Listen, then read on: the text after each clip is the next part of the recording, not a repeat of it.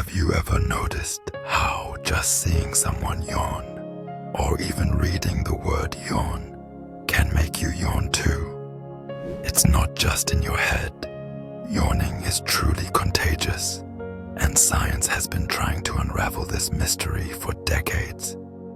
When you yawn, your brain triggers a cascade of reactions. Your mouth opens wide, you inhale deeply, and your eyes might even water. But here's where it gets fascinating. Yawning seems to serve a deeper purpose. One leading theory suggests that yawning helps cool your brain.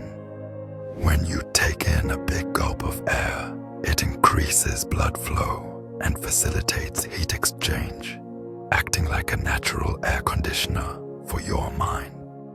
This cooling effect may help you stay alert and focused. As for why yawns are contagious, researchers believe it's tied to empathy and social bonding.